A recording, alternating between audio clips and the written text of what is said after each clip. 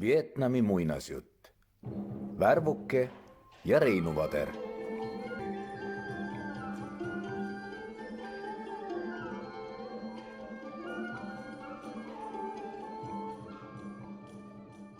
Kord sõbrustas Reinu Vader varblasega.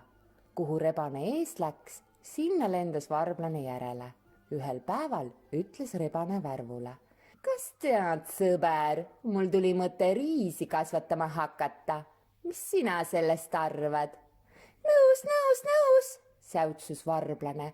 Tore mõte, tore mõte. Läksidki koos põllule riisi külvama. Varsti tõusis seal vili nagu müür ja lainetas tuules.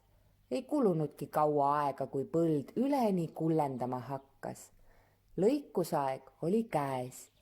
Hommikul vara ruttasid sõbrad vilja õsuma, aga päikegi ei püsinud paigal, kerkis muudkui kõrgemale ja kõrvetas nii kõvasti, et viljakoristajatel higi välja võttis. "Tead mis?" lausus Reinu Vader Värvule. "Sa lõika edasi, ma lähen ronin selle mäe tippu ja toetan taevast. Vaat, kui kukub järsku alla, mis meie riisist siis saab?" "Olgu nii, Reinuke, mine, Reinuke, mine." Rebane silkas mäe otsa. Mäetipu ümber ujusid pilved. Reinu Vader istus maha, ajas esikäpad püsti ja tegi näo, et toetab kõigest jõust pilvi. Värvuke küürutas higivalades üksi põllul. Kuidagimoodi jõudis ta siiski vilja koristada. Kandis vihud kaelkookude otsas koju ja pühkis kividega sillutatud peksuplatsidki puhtaks. Siis läks ta rebast otsima. "Hei, Vaderike, tule nüüd vilja peksma, vilja peksma." "Kus sa sellega, kulla värb? Nüüd pean ma eriti hoolega taevast toetama. Kui alla prahvata, on kõik meie vaevasjata." Värvuke peksis vilja ära, sai ilus suur hunnik teri. Õhtu oli käes.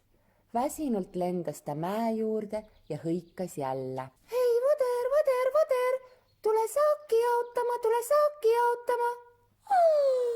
Jaa, kulla sõber, ma kohe tulen," sai rebane nüüd mahti.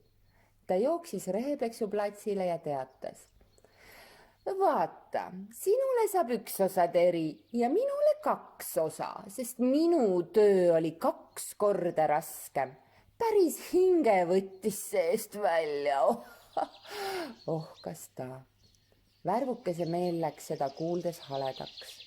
Nukralt kergitas ta koti natukese õlale ja sammus kodu poole. Teel tuli talle vastu koer. "Miks sa nii kurva moega oled?" päris Krants osavõtlikult. Värvuke ei saanud muidu, kui pidi kõik hinge pealt ära rääkima.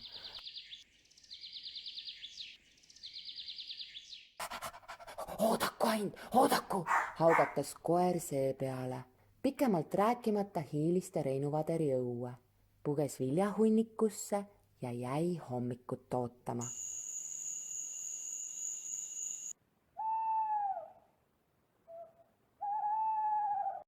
Hommikul tuli Reinu Vader viljahunniku juurde teri tuulama. Vaevalt sai ta käpad hunnikusse pista, kui koer nagu välk sealt välja kargas ja nii sai Petis oma teenitud palga. Muinasjuttu luges Krista Jürgenson. Von Kleeni teater, märts 2020.